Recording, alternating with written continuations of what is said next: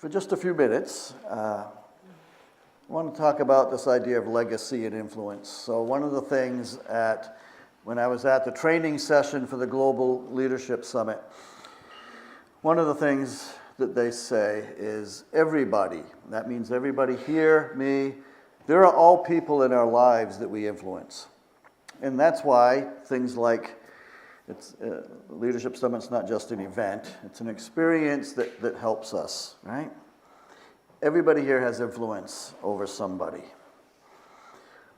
So there's this idea of legacy and influence that I just want us to think about, especially on Mother's Day.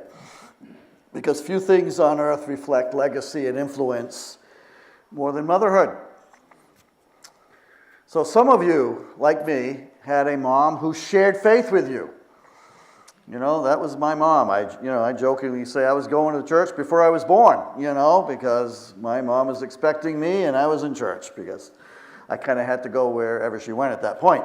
So, but some of you had a voice that was helping to shape you, influence you in your life spiritually. We have spiritual mothers and fathers as well, pouring into our lives.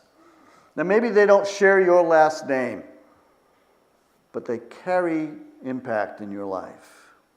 I think I shared this. I'm not remembering a lot of things either, so but at that global leadership training, they had a share around table of who influenced your life spiritually. Just what's a major thing. And it dawned on me, and it was probably not, I thought I actually have a lot. I think more about the women I talked about earlier in this service that impact my wife and I spiritually. But it was actually my pastor who said, hey, there's a college nearby you should probably check out. And he took me. And that was Barrington Christian College. Barrington College, Christian Liberal Arts School right here in Rhode Island. It's now merged with Gordon College in Mass. But by the time I walked away, it was amazing to walk in, I got to go to a class, and to have a professor open up class with prayer just blew me away. It's the only school I applied for. And I said, and therefore the impact and the influence it had is, I've been a pastor for over 40 years, and God's calling in that. We shape and influence our lives, and we have spiritual parents sometimes that do that. This thought kind of entered my head, it's not in my notes and stuff, but because Kathy and I were at a conference up at Gordon College from Vision New England on discipleship, it was talking about some younger generations and how some are coming back to church because they're searching, and the things that in life aren't helping them, they're finding, But we do know that there is this statistic. So it doesn't apply to everybody, but it's a statistic that a lot of our children, when they grow up and now go off to college, leave the church. They stop going, but they don't come back. There's a statistic that says there's something that changes that. And that is, if in the church they grew up in, they have 4 or 5 other adults that pour into their life. That changes everything. Some of you I would consider being spiritual parents, because as a parent, when we had younger kids, we need you to do that for our kids. So consider that. You don't have to have kids, but you can become those spiritual parents to each other, all right? So here's the thing. Some of us, God is called to be spiritual mothers and fathers. And that you pour into lives with people that don't share your last name. That's okay. But they carry impact. Legacy is not about just biology. It's about influence. It's about influence. So here's this truth I just want to lean into today. What you give today shapes people who follow. What you give today shapes who follows tomorrow. And I started, we started thinking about our church in the history. So I'm going to mention some names that some of you don't know who they are. But they have influenced who we are today. And I go back a number of years now, and the name Eleanor Morris comes to mind. This church was founded in 1891, and I think it was Christmas Eve, it burned down in 1925. We had 2 people when I came here that still remember that fire. Eleanor was one of them. Olive Kimball was the other of doing that. And she gave. She gave of her life. She poured out into the church. And she gave financially, actually. I'm reminded of that this morning because she says, I'm not going to wait till I die to give something to the church. I'm going to give this gift. And you are all experiencing it right now because we turned on these air conditioners that she bought for us that we would never have as a church pay for ourselves. So thank you, Eleanor, just for your legacy. Yeah. But she did more than that because she did leave us a gift upon her passing, a financial gift. And I was thinking about right now today, the legacy. It's because of that gift, we hired a part-time pastor, Chris Adams. Some of you remember Chris. They could not stay here the year that we hired him, the whole year. They had to move back to be with family and parents that were failing. But we've talked about Alpha a lot in the last few weeks because we have an Alpha group going. Going well, Jonathan? Yep. Chris is the one that got that started with a small group of people here, right? Kids Church, that was Chris. We're still living out legacies, and that's what it does. So there's this wonderful passage. It's in 2 Timothy. Timothy is written, 1st, 2 Timothy. It's written by Paul, but it's not written to a church like Romans and Galatians and the other ones. It's written to a young pastor named Timothy. And in 2 Timothy 1:5, he's basically writing to Timothy, and this is what he says. I am reminded of your sincere faith, which first lived in your grandmother, Lois, and in your mother, Eunice. And I am persuaded now lives in you also. Do you see the legacy and the influence in that passage? Isn't it wonderful? He points to this generational chain Lois who poured into her daughter, Eunice. And they both poured into their son and grandson, Timothy, who became a pastor that Paul is writing to encourage. And Paul saw their legacy and influence play out in Timothy's life. That is just the way. Listen, faith didn't appear by accident in Timothy. It was modeled, it was invested, it was passed down. That's legacy. And as again, I think about our church and look around this morning, there's a number of examples. Another one comes to mind. And probably a lot of you who have been here only 10 or so years or less. Phyllis Dean. Okay? Phyllis Dean. There's a legacy. There's a couple of their legacies right here, right now.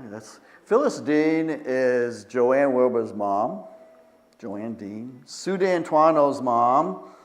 Sue Dean. Joyce Heathcote's mom. Okay? The Dean girls. That was like, But look at who's here and as a part of our church and still carrying on the legacy. As well as we have our Dean endowment that happened as well that you girls decided to create in her memory. But her legacy, hey, listen, every Christmas I am reminded of Phyllis Dean. She had the joke about, in the Bible, it was the Philistines were the enemy. This is Philistine. But if you come here on Christmas Eve or around that time, you will see me wearing a tie. Phyllis was like a very proper woman, right? You just like that. But she had this great sense of humor. She gave me a tie. I wear it every Christmas. It's my Spider-Man tie of Spider-Man dressed up in Santa. Every year, Phyllis Dean. Right? It's my Phyllis Dean moment. See how her legacy still plays on, right? Because legacy is built, it is not accidental.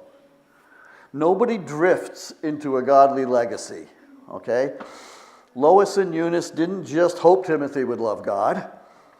They lived it in front of him. Legacy is built through daily decisions. Parents, daily decisions. Quiet sacrifices. Consistent obedience. Moms, you understand this deeply. You know. And we got to always remind ourselves that that whole thing that maybe my generation grew up with from our parents, do as I say, not as I do. Yeah, that doesn't work. The fact that it does the opposite. Our kids, in growing up, will know how to love Jesus because they see you loving Jesus, not just because you tell them. You know, my faith and my wife's faith was formed by two women who just lived it. You knew they loved Jesus. They didn't have to tell us. They modeled it for us. Always a much greater teacher, right? The examples that are taught without words. And here's what we often miss. Legacy is being formed even when it feels invisible. Galatians 6:9 reminds us, let us not become weary of doing good. Why? Because what feels small today is shaping something eternal for tomorrow. And legacy is not, as I said, is not just biological, it's spiritual. Paul was not Timothy's biological father, but he was a spiritual one in Timothy's life. So today we honor spiritual moms, mentors, leaders, faithful servants who are willing to pour into the lives of others. Some of the most powerful legacies are in this room, you know. They come from a Sunday school teacher, maybe like a Herb Myrick, small group leader like an Olive Kimball,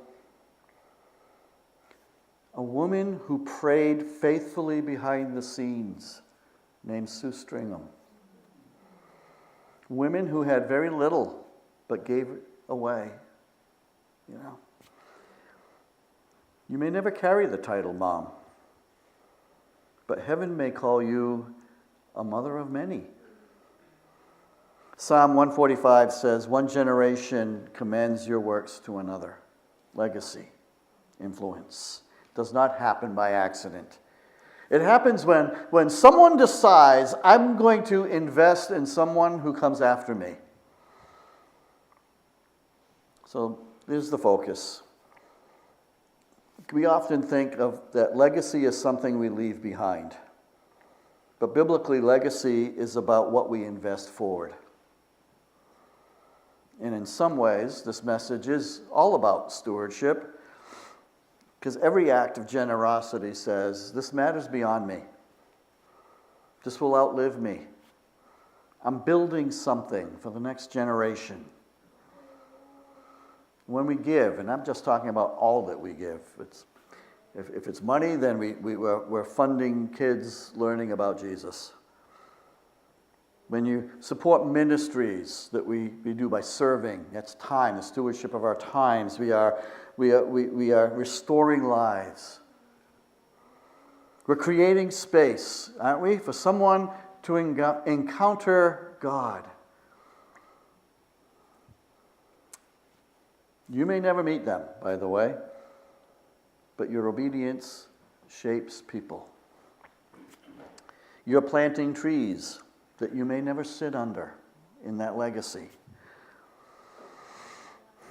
Thought of, there's another person that, some of you, this is just history of our church, and I'm just saying we are creating history right now, but I remember Cliff Schoberg. And if I talk to my kids who grew up in going to his Sunday school class and the stories that he told, and the powerful story of how God was with him when he was serving in the Korean War, and it was scary, in God's presence. That's a real story to share, to pass on. So think about this. Somebody gave so you could sit here in this sanctuary. Somebody served somewhere so that you could hear the gospel. Right? Someone sacrificed so that your faith could grow and mine. You're somebody else's next generation. But now it's our turn. So here's the legacy question. What are you giving that will outlive you? I'm not just talking money here. It's your time, your prayers for people, for our young people, your encouragement, your faithfulness. Because what you give today shapes who follows tomorrow. So as we celebrate moms who have created this, who very often is doing that, that's sort of like their job description, isn't it? To influence and shape our children. It should be ours too, dads, by the way, just saying. But, you know, my wife's prayer for our kids. I could be honest. Sorry, Joshua, but you're an answer to mom's prayer. They will not, she did not pray for success financially or in their jobs. You are, by the way. That's just a icing on the cake. She says, I want my sons to love Jesus. I want them to be kind people. And when somebody would meet either one of our kids and turn to my wife and say, "You've done a good job," that's confirmation because they have been so kind. Prayers, influence. What are you investing in? What are you building that lives beyond you? What story will your life tell to the next generation? Today we honor moms who have sacrificed quietly, sometimes not so quietly. That's reality, right? Women who have carried the spiritual weight of others. Oh, that's so true. Legacy builders who may never get applause. Well, today we applaud you. To the moms, thank you. To the spiritual mothers, thank you. We notice you matter in the next generation. To those who have lost, longed, or struggled on this day, your influence still matters because your legacy is still being written. Legacy isn't when you're gone. It isn't someday. It's right now. Every prayer you pray, every amount you give, every second you invest and serve, every life you touch is writing a story that will be told long after you're gone. So let's live like it matters, because it does. Lord, thank you for those who have poured into us. Our mothers, our mentors, the faithful ones who shaped our lives. Help us not just receive legacy, but to build it. Teach us to give and serve and invest in what truly matters. And let our lives echo into the next generation, that they would know you, love you, follow you, and may what we give today shape a future that brings you glory. In Jesus' name, amen.